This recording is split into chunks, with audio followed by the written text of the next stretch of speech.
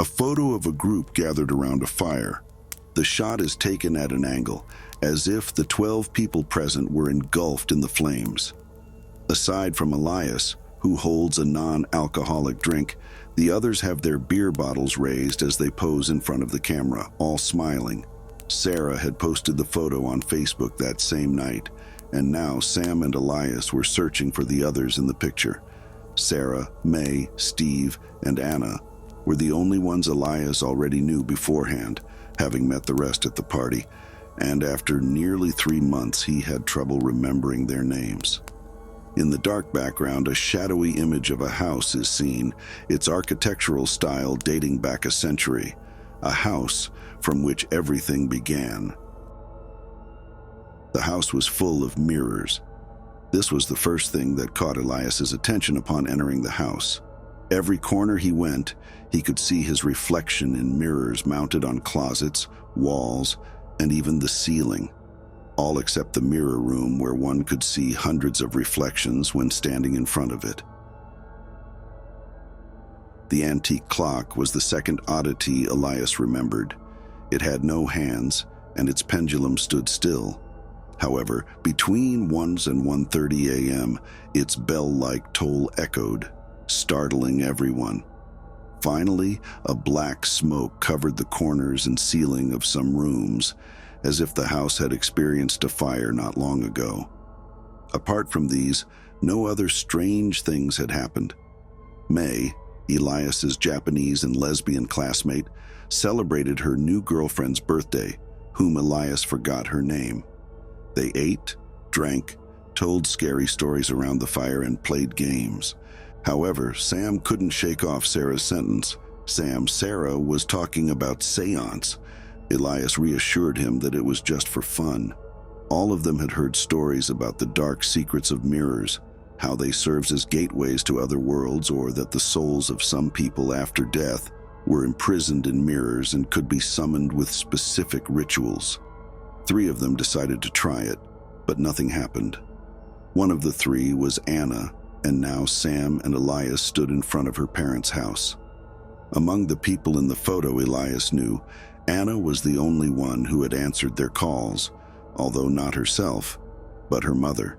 While she tried to prevent Elias and Sam from coming over with various excuses, Sam's insistence and explanation of the events that had happened to Sarah and the need for Anna's help persuaded her to let them see her for a few minutes. Anna's mother reluctantly opened the door. Upon entering the house, they immediately noticed the peculiar and abnormal condition of the place.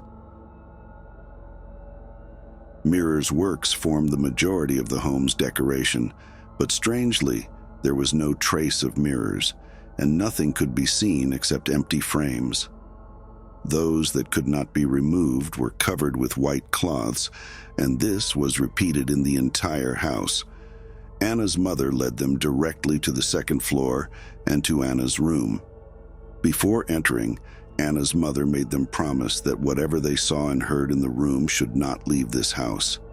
Sam and Elias, convinced that something had happened to Anna, agreed and entered the room. All the curtains were drawn intentionally, darkening the room, and apart from a standing lamp near the door, there was no light. Anna sat with her back to Elias and Sam on a wooden chair in the dark part of the room. They wanted to get closer, but Anna prevented them. There was certainly something unusual about Anna. From time to time, she twisted strangely, and of course her face. Even in that darkness, it could be noticed that Anna's face was not as it should be. At 22, Anna possessed the most beautiful face among her friends and acquaintances. A round face with bright blue eyes, long eyelashes, and golden hair that shimmered in the sunlight had given her a flawless and perfect appearance. School and university were just a hobby for her, and her main activity was TikTok, where she had gained fame and popularity. However, she never thought that the horror video she made of herself in the house would be her last footage. Anna was one of the 3 who performed the mirror summoning ritual, not because she was fearless, but to create a viral video about one of the city's most famous urban legends related to mirrors. The Legend of the Blue Infant. She had learned the summoning ritual from the internet.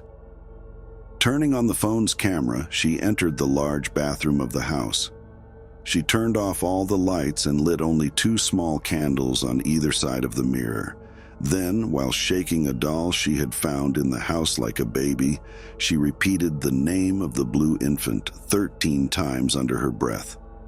According to the lore, after performing these actions, the blue infant would appear, scratch its body, and then she had to release the doll and escape, or else the mother of the infant would come after her. However, no matter how long she waited and stared into the mirror, nothing happened. Anna gave up, joined her friends who were eagerly waiting behind the bathroom door, and what Anna had been waiting for in the bathroom happened a few hours later. It was around 1:30 in the morning. The clock without hands chimed inexplicably 3 times. Anna, lying on the couch, edited and uploaded her video away from others. Something made her close her eyes for a moment, and when she opened them again, the house had plunged into darkness. She realized several hours had passed, and everyone was asleep. She could not sleep. She glanced at the number of views on her new post, then threw aside the blanket covering her and got up. She spent a few minutes on the second-floor terrace, smoking a cigarette. She noticed the light on in one of the rooms. Perhaps one of the guys was awake and she could spend some time with them. When she entered the room, she realized it was the mirror room, and no one was there but herself. They must have forgotten to turn off the light. It wasn't a bad idea for entertainment. She tried to take a few artistic photos, capturing the infinite reflections of herself in the facing mirrors. She took a couple of photos, but they didn't satisfy her. She changed the camera angle and continued to stare into the camera to find the best angle, when suddenly she saw something.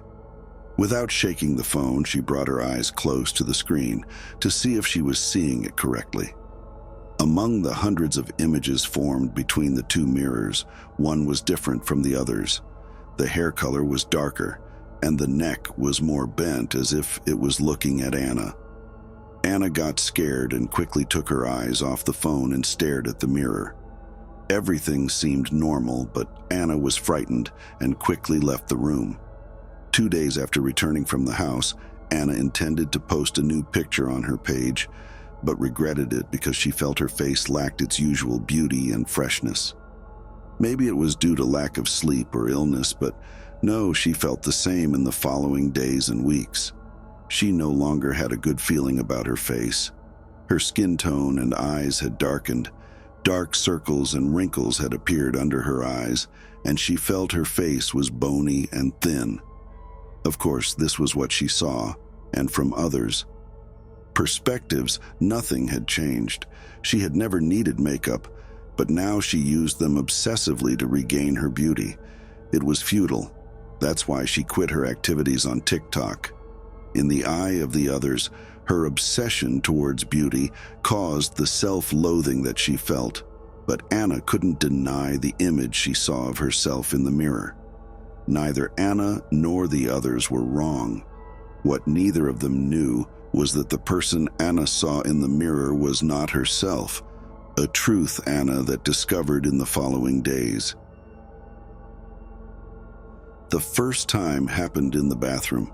20 days had passed since the party. She stepped out of the shower, wrapped the towel around herself, and as usual stood in front of the mirror to check herself out. However, before wiping away the steam on the mirror, she noticed something strange. The face she saw in the steam-covered mirror was not like her at all. Disheveled black hair framed a gaunt face with dark, resentful eyes. It resembled the face Anna used to see in the mirror, but this time it was as if another person was in the mirror.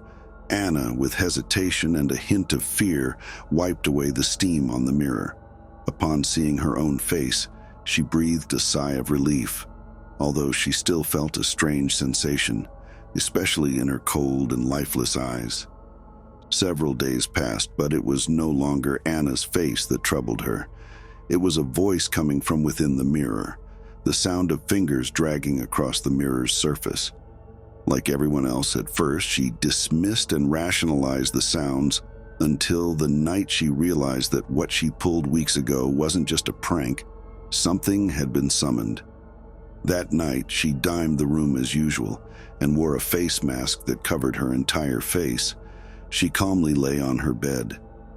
Something happened that caught her attention. She couldn't open her eyes.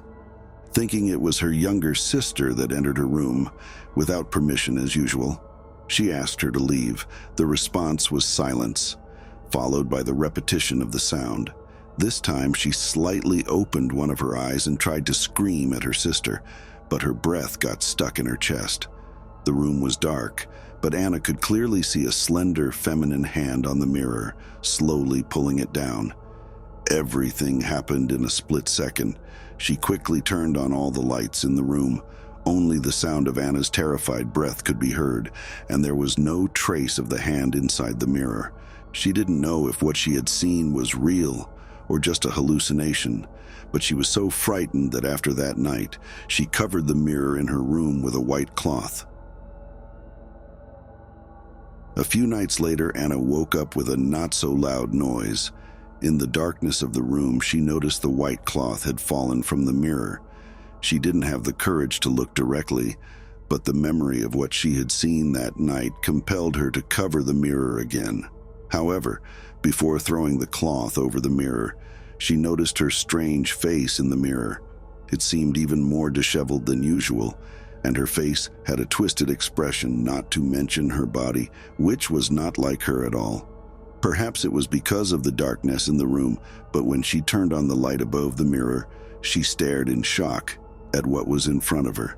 A slender figure in a black dress, a long and thin face and soulless eyes, stood on the other side of the mirror. For a moment, the shocked woman remained motionless. Then, involuntarily, she took a step back, gradually distancing herself from the mirror. However, the farther she went back, the closer the woman in the mirror came to her, and eventually the woman's body emerged from the mirror. When Anna's parents rushed to her room upon hearing her screams, they found her lying on the floor. In a manic state, she was attempting to rid herself of something or someone that wasn't there.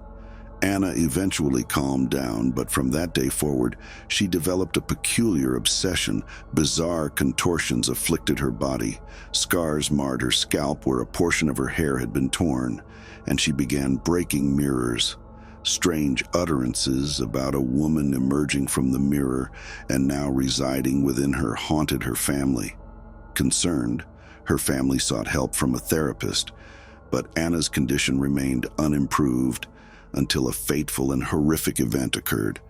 Anna's mother, in an attempt to help her daughter who had become completely reclusive, arranged a party, thinking that the crowd and the presence of close friends might improve her condition.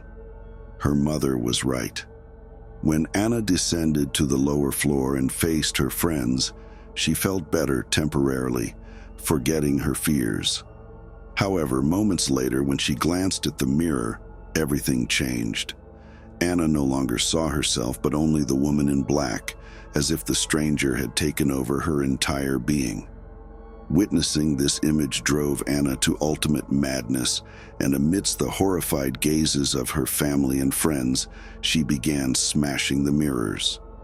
In every shard of the broken mirrors, she saw that woman, as if there was no escape from her. She then picked up a broken piece and started dragging it across her face, as if trying to rid herself of this alien woman. Fear and terror gripped everyone, and when they finally restrained her, her face was covered in cuts.